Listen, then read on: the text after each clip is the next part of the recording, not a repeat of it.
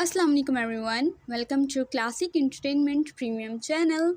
I'm your host Ramsha Khan और मैं आज लेकर आई हूँ आप लोगों के लिए आपकी फेवरेट राइटर ज़ीनिया शाह की नॉवेल तेरे इश्क की सरगोशियाँ की एक और बहुत ही मज़ेदार सी एपिसोड। तो बग़ैर किसी देरी के बढ़ते हैं आज की एपिसोड की जानिब। तेरे इश्क की सरगोशियाँ written by Zeenia Shah episode 6। आज उसकी जॉब का तीसरा दिन था और इन 3 दिनों में इसका सामना एक बार भी हयान से नहीं हुआ था और ये बात इसके लिए निहायत हैरानगी का बाइस थी। कहाँ वो इसे जॉब ऑफ़र कबूल करवाने के लिए जतन कर रहा था और कहाँ अब 2 दिन से सामने तक नहीं आया था। मुझे क्या, अच्छा है जो दूर ही रहे, मैं कौन सा मर रही हूँ उसे देखने के लिए। लैपटॉप पर निगाहें मरकूज़ किए वो माउस पैड पर उंगली चलाती खुद से महवे कलाम थी। माथे पर बिखरा शिकनों का जाल इसकी ज़हनी रोग के भरपूर अक्कासी कर रहा था। उफ़, एक तो ये स्लाइड्स कहाँ छुप गई हैं, मिल क्यों नहीं रही, इसी फोल्डर में तो रखी थी। 2-3 फोल्डर्स को क्लिक करते वो झुंझुलाई थी। मिजाज पर छाई नागवारी पर मज़ीद तह लगी थी। अभी वो इसी अमल में सरगर्दा थी तभी हल्की सी दस्तक के साथ दरवाज़ा खुला। हाय सोफ़ी, इसने बिना नज़रें उठाए कहा, क्योंकि इन 2 दिनों में इस ऑफ़िस में सोफ़िया के अलावा अब तक कोई दाखिल नहीं हुआ था, जबकि ऑफ़िस से बाहर सब इसके साथ काफ़ी दोस्ताना थे। अपने सलाम के जवाब में खामोशी के साथ साथ खुशबू का रेला इसके असाब पर भारी होना शुरू हुआ था। इसने बेसाख्ता सर उठाया तो सामने ही वो ब्लैक 2 पीस में अपनी भरपूर वजाहत समेत माहौल पर छाता इसकी धड़कनों में तलातुम बरपा कर गया था। वो चाहकर भी अपनी निगाहें उससे ना हटा सकी। Hi my blue I beauty, इसकी महवियत को देखते इसके सामने वाली कुर्सी को घसीट कर बैठते उसने शरारत से एक आंख दबाते मुखातिब किया। इसके तर्ज़ तखातुब पर सनाइल की धड़कनें मज़ीद 200 की स्पीड पकड़ चुकी थीं। हेलो मिस्टर शेरगुल, कैसे हैं आप? खुद पर हर दर्जा संजीदगी तारी करते इसने प्रोफेशनल अंदाज़ अपनाया, गोया इसकी बात को सिरे से नज़रअंदाज किया था। पहले का नहीं पता, लेकिन अब बिल्कुल ठीक हूँ। इसके अंदाज से महसूस होते इसने सर को जुम्बिश देते ज़रा आगे को झुककर दिल फरेब लहजे में जवाब दिया। सनाइल की धड़कनों की अथल पथल ने हशर बर्पा किया हुआ था, लेकिन चेहरे को हत्तुल इम्कान पुरसुकून रखे वो अपनी कैफियत को ज़रा भी आश्कार नहीं होने दे रही थी। कोई काम था आपको मुझसे? इसने लैपटॉप की स्क्रीन को हल्का सा बंद करते हुए इस्तफसार किया। काम तो है, लेकिन क्या मैं आपके पास सिर्फ काम के हवाले से ही आ सकता हूँ? भवें उचकाए उसने सवाल दागा। बॉस एम्प्लॉय के पास काम के हवाले से ही आ सकता है। पुरसुकून लबो लहजे में वो बाएतमाद नज़र आ रही थी। हयान ने उसे कुछ पल बगौर देखा, जैसे कुछ खोज रहा हो। ओके मिस सनाइल, आज मुझे एक अहम बिजनेस मीटिंग के लिए शिकागो के लिए निकलना है और आप मेरे साथ आ रही हैं। लम्हे में इसका अंदाज़ और लहजा बदला था। व्हाट? मीटिंग आपकी है, मैं क्यों आऊँ? वो इसके अंदाज़ और अल्फाज पर हैरानगी से मुस्तफसिर हुई। क्योंकि आप मेरी पीए हैं मिस सनाइल, इसने भवें उठाए उसे बावर करवाया। पीए हूँ, सेक्रेटरी नहीं, और आपने मुझे ऐसा कुछ नहीं कहा था कि मुझे आपके साथ कहीं जाना भी होगा। तीखे जुतूनों से इसने सवाल किया। तो अब बता रहा हूँ, जहाँ मैं जाऊँगा आपको मेरे साथ जाना होगा।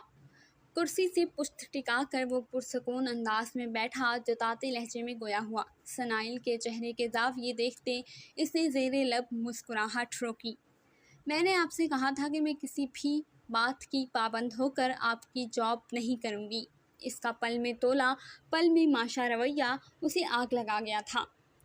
मैं आपको पाबंद कहाँ कर रहा हूँ, बस बता रहा हूँ कि जहाँ मैं वहाँ आप चाहकर भी अब मुझसे दूर नहीं जा सकती। उसके लहजे का उतार चढ़ाव सनाइल के दिल की دل کو ایک بار پھر طوفان کی زد میں کر گیا تھا۔ ایک میٹھی سی ہوک اٹھی تھی جو اس کے سینے سے ہوتی ریڑھ کی ہڈی تک سنسنی چھوڑ گئی تھی۔ میں آپ کے ساتھ کہیں نہیں جا رہی، اس نے نفی کی۔ اب سے 3 گھنٹے کے اندر ہماری فلائٹ ہے، میں اپنا سامان لینے جا رہا ہوں، آپ کو ٹھیک 11:30 بجے پک کروں گا، اور ہاں، شکاگو میں بھی ٹھنڈ بہت ہے تو اسی کی مطابقت سے پیکنگ کیجیے گا۔ میں نہیں چاہتا کہ آپ کو ایک چھینک بھی آئے۔ بیماری تو بہت دور کی بات ہے۔ وہ لاہے عمل بتاتے کھڑا ہوا، کوٹ سائڈ پر کرتے پینٹ کی جیب میں ہاتھ پھنسائے وہ ماحول کے ساتھ ساتھ حواسوں پر بھی چھا رہا تھا۔ سنائل نے نظریں چرائیں تو وہ مسکراتا ہوا پلٹا۔ سی you my blue I beauty, امید کرتا ہوں کہ آپ دیر نہیں کریں گی۔ وہ اسے بولنے کا موقع دیے بغیر آفس سے نکل گیا تھا اور وہ اپنی جگہ تل ملا کر رہ گئی تھی۔ کیا مصیبت ہے، سمجھتا کیا ہے یہ خود کو؟ اس نے جھنجھلا کر لیپ ٹاپ کو زور سے بند کیا اور اپنا سامان سمیٹ کر گاڑی کی چابی اٹھا کر آفس سے نکلی۔ منع وہ اسے کر چکی تھی، لیکن پھر بھی اس کے قدم اس کے ہمسفر بننے کو نکل پڑے تھے۔ وہ چاہتے نہ چاہتے ہوئے بھی اس کے حکم کی تعمیل کر رہی تھی اور اپنے اس عمل سے جیسے وہ لا علم تھی۔ سنائل، ہوش میں آؤ، یہ شخص تمہیں کنٹرول نہیں کر سکتا۔ وہ بیگ میں اپنے کپڑے اور ضروری سامان رکھتے مسلسل بڑبڑا رہی تھی۔ وہ کہاں کنٹرول کر رہا ہے، یہ تو میں خود ہی اس کے ہر حکم پر سر خم کرتی جا رہی ہوں۔ وہ شخص مجھ پر قابض ہو رہا ہے۔ خود سے جنگ میں وہ نڈھال ہوتی بیڈ پر بیٹھی۔ مان لو سنائل رحمان کہ اس کے قبضے میں رہنا تمہیں اچھا لگ رہا ہے۔ اس کی تمہاری جانب اٹھتی نظر تمہیں آسمان پر محو پرواز کر دیتی ہے۔ ہم کلامی کرتے اس کے چہرے پر کئی خوبصورت رنگ بکھرے تھے۔ اس کا ساتھ اچھا لگتا ہے نا؟ اس کے سامنے رکھے 2 سیٹر پر بیٹھی فاحہ جو اسے کافی دیر سے دیکھ رہی تھی، اس کے چہرے کو دیکھتی مستفسر ہوئی۔ ہاں، کسی ٹرانس کی کیفیت میں سنائل نے جواب دیا، پھر ایک دم چونک کر سیدھی ہوئی۔ وہ خود میں اتنی مگن تھی کہ اس نے فاحہ کی موجودگی کو محسوس ہی نہیں کیا تھا۔ اب جب وہ خود فراموشی میں اعتراف کر گئی تھی، چونک کر سنبھلی۔ ہرگز نہیں، چڑ ہوتی ہے مجھے، اس نے یوں ہی بیگ میں سیٹ کپڑوں کو دوبارہ سیٹ کرتے رخ موڑا۔ میری پیاری سنی، تم مان کیوں نہیں لیتی کہ تمہیں وہ اچھا لگتا ہے؟ فاحہ نے گہری سانس بھرتے اٹھ کر اسے شانوں سے تھامتے اس کا رخ اپنی جانب کیا۔ وہ تو تمہیں بھی لگتا ہے فاحہ؟ اس نے پلٹ کر اسے دیکھتے سوال کو سوال سے دبایا۔ ہاں، مجھے وہ اچھا لگتا ہے، لیکن تم یو آر فالنگ فار ہم گرل، اس نے اسے جھنجھوڑتے ہوئے باور کروایا۔ نو فاحہ، یہ تو تم بار بار کہتی ہو تو شاید میں ایسا محسوس کرنے لگی ہوں۔ اس کے ماتھے پر بل پڑے۔ اچھا ٹھیک ہے، مان لیا کہ یہ سب صرف میرے کہنے کی وجہ سے ہے۔ تم ابھی اس کے ساتھ جا رہی ہو نا، تو تم اس کے ساتھ کے ہر پل کو محسوس کر کے دیکھو، تمہیں تمہارے جذبات خود بتائیں گے۔ فاحہ نے شانے اچکا کر اسے حل بتایا اور دوبارہ اپنی نشست سنبھال لی۔ ٹھیک ہے، فاحہ کی بات پر سنائل نے پرسوچ انداز میں کہا، لہجے میں کسی عزم کی آمیزش تھی۔ اور اگر تمہیں اس سے پیار ہوا تو؟ آئی برو اچکاتے فاحہ نے استفسار کیا۔ تو دنیا دیکھے گی کہ سنائل رحمان کو محبت ہوئی ہے، مسکرا کر کہتے اس نے فاحہ کو دیکھا جو منہ کھولے اسے دیکھ رہی تھی، اور اگلے ہی پل دونوں کھلکھلا کر ہنسی۔ سیاہ رینج روور ہوائی اڈے کے احاطے میں آ کر رکی۔ باوردی ڈرائیور نے اتر کر حیان کی جانب کا دروازہ کھولا۔ سنائل اشتیاق سے کھڑکی سے نظر آتے دور کھڑے جہازوں کو دیکھ رہی تھی جو کافی فاصلے پر موجود نظر آ رہے تھے۔ حیان نے اس کی جانب آتے دروازہ وا کرتے اپنا ہاتھ آگے بڑھایا۔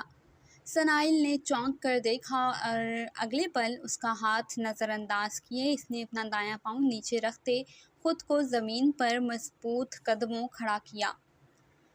حیان نے مسکراتے ہوئے اپنا ہاتھ سر پر پھیرا۔ چلے مائی بلو آئی بیوٹی، اس کے مخاطب کرنے پر سنائل نے اپنی دائیں جانب موجود پرائیویٹ جیٹ کو دیکھا۔ باخدا میرا ذاتی ہے، کسی کا اغوا نہیں کیا۔ اس کی نظروں میں ستائش اور سوال کو بھانپتے وہ شرارت سے گویا ہوا۔ میں نے تو کچھ نہیں کہا، اس نے سر جھٹکتے کہا۔ آپ کی یہ سمندر سی گہری نیلی آنکھیں سب کہہ دیتی ہیں جو آپ شاید خود سے بھی نہیں کہنا چاہتی۔ بھاری لب و لہجے میں بولتے وہ ذرا سا اس کی جانب جھکا۔ سنائل نے رخ موڑ کر اس کی گہری دل موہ لینے والی آنکھوں میں دیکھا اور آنکھیں گھماتے قدم آگے بڑھائے۔ حیان اس کے انداز پر مسکراتے ہوئے آگے بڑھا۔ آفس کی طرح جیٹ بھی اندر سے بہت خوبصورتی سے مزین تھا۔ اندر داخل ہوتے ہی کوک پٹ کے دروازے کے دائیں جانب بڑا سا کھلا ایریا تھا جہاں آمنے سامنے 4 آرام دہ سیٹیں تھیں جن کے درمیان میز تھی۔ اس سے آگے کی جانب دیوار سی تھی جس کے وسط میں دروازہ موجود تھا۔ وہ آگے آتی سیٹوں میں سے کھڑکی کے ساتھ والی سیٹوں پر براجمان ہوئی اور اپنا ہینڈ بیگ میز کے سائڈ پر رکھا۔ حیان نے اس کے مقابل سیٹ سنبھالی تھی۔ سفر تھوڑا لمبا ہے، چاہیں تو آپ اندر آرام کر سکتی ہیں، اس نے سامنے بنے دروازے کی جانب اشارہ کرتے کہا اور کوٹ کے بٹن کھولتے خود کو آرام دہ کیا۔ نہیں شکریہ، سنائل نے محض سر نفی میں ہلاتے 2 لفظی جواب دیا۔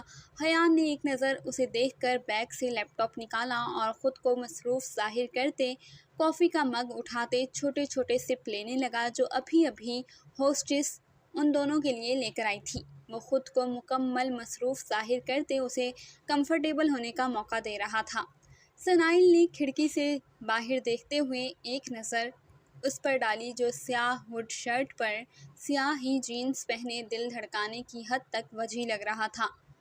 شفاف رنگت، چوڑی پیشانی، ستواں ناک، وہ بلا شبہ ہر لڑکی کا خواب تھا۔ اس نے ایک گہری آہ بھرتے سیٹ بیلٹ باندھ کر اپنی نظریں ایک بار پھر باہر کے منظر پر جمائیں۔ کچھ ہی لمحوں میں جہاز نے اپنا سفر شروع کر دیا تھا۔ یہ سنائل کا پہلا سفر تھا۔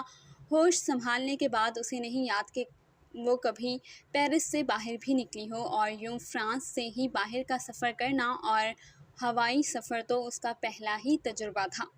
جہاز نے جیسے ہی سفر شروع کیا، سنائل کی دھڑکنوں نے سپیڈ پکڑی تھی۔ اپنی سیٹ کے ہتھوں کو مضبوطی سے پکڑ کر اس نے اپنی آنکھیں سختی سے بند کیں، لیکن اگلے ہی لمحے اسے اپنے ہاتھ پر گرمی محسوس ہوئی۔ اس نے آنکھیں کھولتے اپنے ہاتھ کو دیکھا جو ایک مضبوط مردانہ ہاتھ کے نیچے دبا تھا۔ اس نے بے ساختہ نگاہیں اٹھا کر دائیں جانب دیکھا جہاں حیان جانے کب آ کر بیٹھا اسے ہی دیکھ رہا تھا۔ نظروں کے ٹکرانے پر دونوں ہی پلکیں جھپکنا بھولے تھے، ایک دوسرے کی آنکھوں میں ڈوبے وہ اپنے ارد گرد سے بیگانہ تھے۔ نسوانی آواز پر ان دونوں نے چونک کر سر اٹھایا۔ Sir lunch?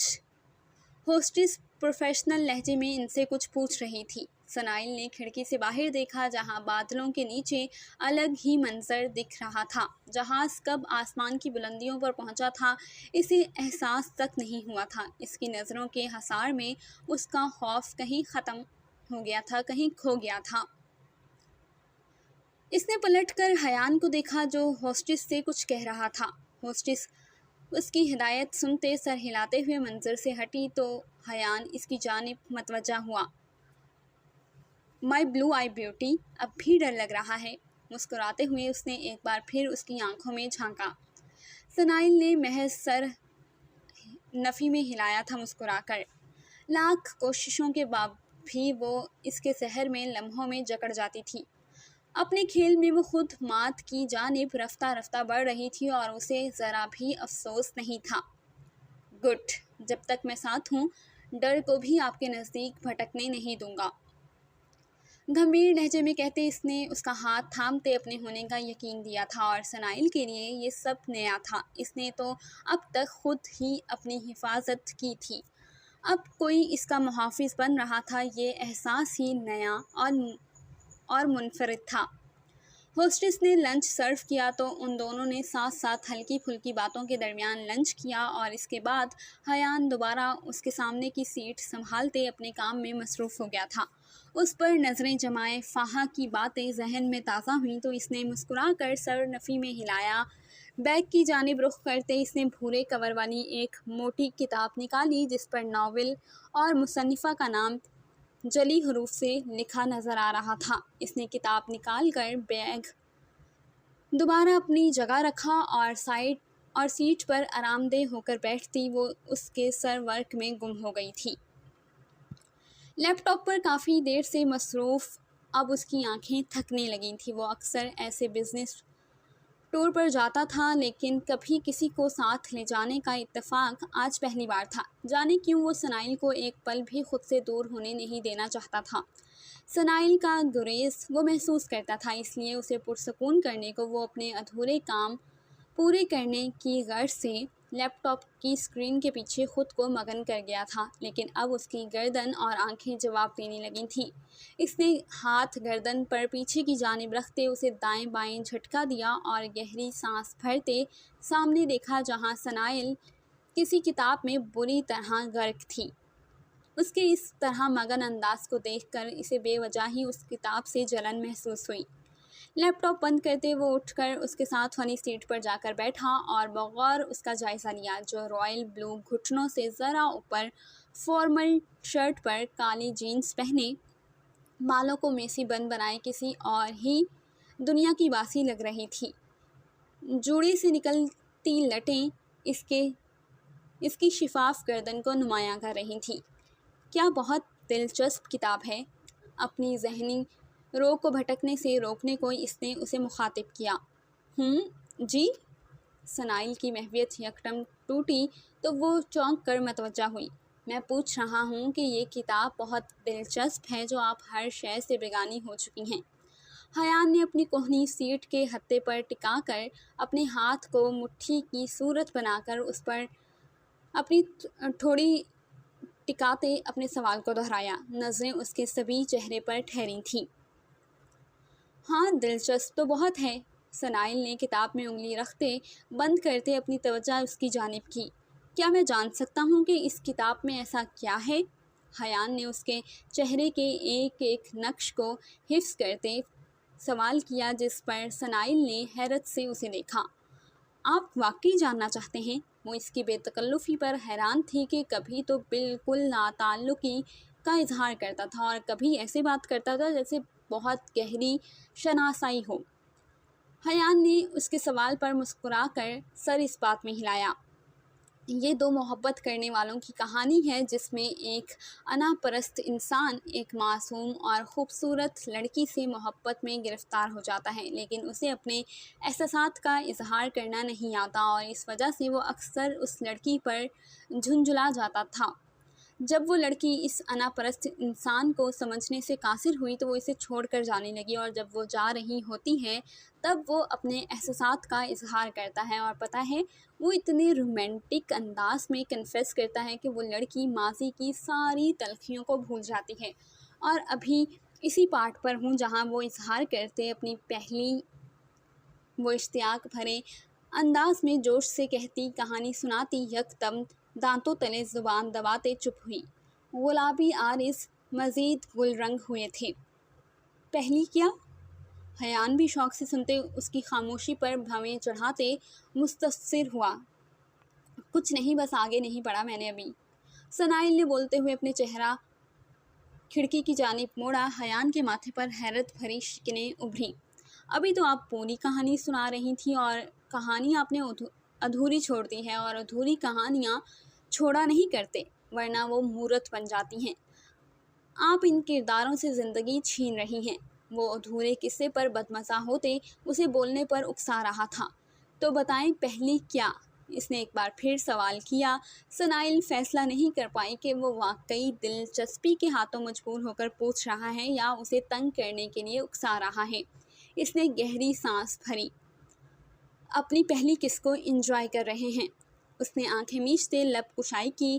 جس معاشرے میں وہ دونوں تعلق رکھتے تھے وہاں یہ سب عام سی بات تھی، لیکن باس سے اس طرح کی بات کا تذکرہ کرتے سنائل کو حیا محسوس ہوئی تھی، جبکہ حیان کے لب او کی صورت سکڑے۔ اوکے، جب کہانی آگے بڑھے تو مجھے ضرور بتائیے گا۔ اس کے چہرے کو دیکھتے حیان نے زیر لب مسکراتے ہوئے بات کو سمیٹا اور اٹھ کر اپنی سیٹ پر آیا۔ وہ جانتا تھا کہ اب سنائل کچھ وقت تو اس سے ہچکچاہٹ محسوس کرے گی، اس لیے وہ اٹھ کر ایک بار پھر اپنا لیپ ٹاپ گود میں لے کر بیٹھ گیا تھا۔ کچھ پل پہلے کی تھکاوٹ اب دور دور تک کہیں نہیں تھی، البتہ اب کام میں بھی توجہ نہیں رہی تھی۔ اس کی نگاہوں میں صرف سنائل کا حیا کے رنگوں سے سجا چہرہ گھوم رہا تھا، جو اس کے دل کو مزید دیوانہ کر رہا تھا۔ جانے کون سی طاقت تھی جو اسے سنائل سے باندھ رہی تھی، کوئی جال سا اسے اپنے چاروں جانب بنتا محسوس ہو رہا تھا، اور وہ اس جال میں خود کو بری طرح پھنستا محسوس کر رہا تھا، لیکن جو بھی تھا وہ اس جال سے آزادی چاہتا بھی نہیں تھا۔ اس نے نظر اٹھا کر اپنے سامنے بیٹھی مومی گڑیا کو دیکھا، جو اس چھوٹی سی کتاب کے پیچھے چھپنے کی کوشش کر رہی تھی۔ اس کی چھوٹی چھوٹی معصوم حرکتوں پر جان لیوا مسکراہٹ اس کے لبوں پر نمودار ہوئی، جو اگر وہ دیکھ لیتی تو شاید اس کتاب کا سارا چارم بھول جاتی۔ جاری ہے۔ جی تو ریڈرز، کیسی لگی آپ کو ایپیسوڈ 6؟ امید کرتی ہوں کہ پسند آئی ہوگی، اور آگے کی ایپیسوڈز بہت ہی مزے کی ہونے والی ہیں، تو جڑے رہیے گا کلاسک انٹرٹینمنٹ پریمیم چینل کے ساتھ، جہاں بہت جلد ہم لے کر آئیں گے آپ کے لیے اس کی ایک اور بہت ہی اچھی سی اسپیشل سی مزیدار سی ایپیسوڈ۔ تب تک کے لیے اجازت دیجیے، اللہ حافظ۔